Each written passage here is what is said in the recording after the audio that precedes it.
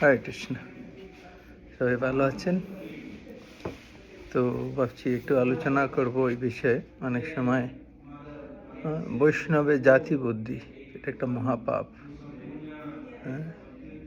সকল গুরু একবার আমি শুনি যারা বলছে যে গোস্বামীদের মধ্যেও জাতি বুদ্ধি করছে। ওরা বলছে যে যেহেতু রঘুনাথ দাস গোস্বামী উনি ব্রাহ্মণ কুলোদ্ভূত নয়, তাই উনি দাস গোস্বামী।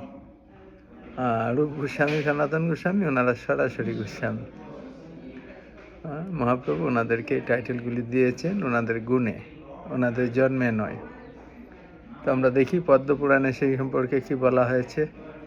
পদ্মপুরাণে বলা হয়েছে অর্চে বিষ্ণু শিলাদি গুরুসু নরমিতি বৈষ্ণবে জাতি বুদ্ধি। হ্যাঁ, বলছে যে মনে করে মন্দিরে ভগবানের শ্রী বিগ্রহ খাট অথবা পাথরের তৈরি, মানে অর্চে শিলা আদি, হ্যাঁ, অর্চা বিগ্রহ পাথর অথবা কাঠ দিয়ে তৈরি, যে সদ্গুরুকে একজন সাধারণ মানুষ বলে মনে করে, যেমন রঘুনাথ দাস গোস্বামীকে ভাবছে যে উনি ব্রাহ্মণের ঘরে জন্ম হয়নি, তাই উনি দাস গোস্বামী।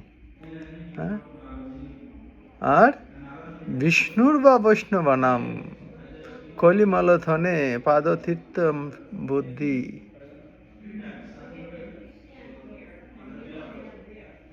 শ্রী বিষ্ণু নামনি মন্ত্রে সকল কলুষে শব্দ সামান্য বুদ্ধি, বিষ্ণু সর্বেশ্বরেশে তদির সমধি যশ বা নারকীশ।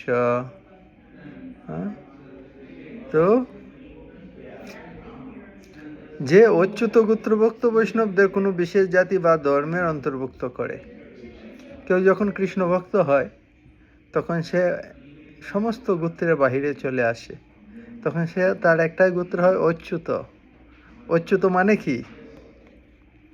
অচ্যুত মানে যে জড়জাগতিক গুণের মাধ্যমে কৃষ্ণ হলেন অচ্যুত। কৃষ্ণকে ভগবদ্গীতায় অচ্যুত বলা হয়েছে। অর্জুন বলছেন রতস্তায় তাপয়ামি অচ্যুত, যে কোনো ক্ষতি হয় না। তো কেউ যখন কৃষ্ণ ভক্ত হয় তারও আর কোনো জাগতিকভাবে সে জাত পাত কাল সব কিছুর ঊর্ধ্বে চলে যায়, তখন সে অচ্যুত গোত্র অন্তর্ভুক্তি হয়ে যায়। হ্যাঁ, তাই বৈষ্ণবের কোনো বিশেষ জাতি থাকে না। যে ভগবানের চরণামৃত বা গঙ্গা জলকে সাধারণ জল মনে করে সে হচ্ছে একজন নারকী। হ্যাঁ, এই খলিমাল মথনে পাদ তীর্থম বুদ্ধি। গঙ্গা কিংবা যমুনাকে সাধারণ নদী বলে মনে করা, বৈষ্ণবকে কোনো জাতের অন্তর্ভুক্ত করা। তাকে পদ্মপুরাণে বলা হয়েছে সে একজন নারকী, নরকের কীট, অর্থাৎ সে নরকে বাস করছে। হ্যাঁ, তো ভক্তগণ, এটা আমার কথা না, পদ্মপুরাণের কথা। তো আপনারা এগুলি জানবেন, জানা উচিত। কাকে গুরুরূপে গ্রহণ করবেন, কাকে করবেন না। কেননা যদি সিদ্ধান্ত ঠিক না হয় তাহলে জিরো, লাভটা কি? মহাপ্রভু এগুলি রিজেক্ট করেছেন, ত্যাগ করেছেন। কি জাত গোসাই, যে আমি অমুক জাতে আমার জন্ম হয়েছে তাই আমি গুরু, আমি অমুক ফ্যামিলিতে আমি এসেছি তাই আমি গুরু। কিন্তু কেউ যখন কৃষ্ণ ভক্ত হয় তখন সে জাতের ঊর্ধ্বে চলে যায়, সে অচ্যুত গোত্র হয়ে যায়। তাহলে এখানে কি কারে বলা যাবে যে আমি শুধু? এই চৈতন্য মহাপ্রভু বলেছেন যে কৃষ্ণের তত্ত্ববেত্তা সেই গুরু হয়। যিনি কৃষ্ণ তত্ত্ববেত্তা তিনিই গুরু। বৈষ্ণবের কোনো জাতি বুদ্ধি নেই। তো এই জন্য চৈতন্য মহাপ্রভু বলেছেন সিদ্ধান্ত বলিয়া চিত্তে না করো অলস, ইহা হইতে কৃষ্ণে লাগে সুদৃঢ় মানুষ।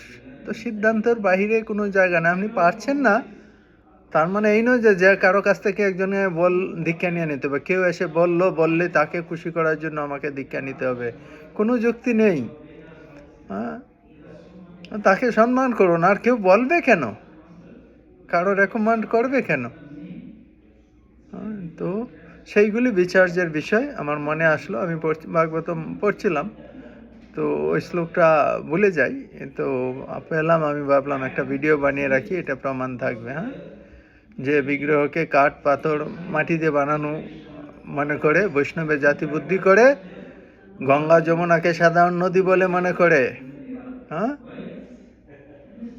তো সে হলো একটা নরকের কীট। সেটা আমার কথা নয়, পদ্মপুরাণে বলা হয়েছে। হরে কৃষ্ণ, সবাই ভালো থাকবেন, তো সিদ্ধান্তে পাক্কা থাকবেন। হ্যাঁ, কারো ভক্তিটা কাউকে খুশি করার জন্য না, সে হতে পারে আপনার মা, হতে পারে আপনার বাবা, সে যে কেউ, তার জন্য নয়।